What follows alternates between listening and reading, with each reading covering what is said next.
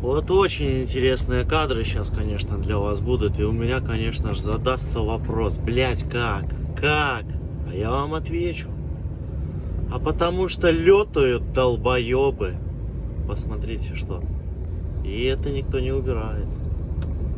Вот так вот. Я надеюсь, водитель жив. Вот такая красота, ребята. Вот такая красота.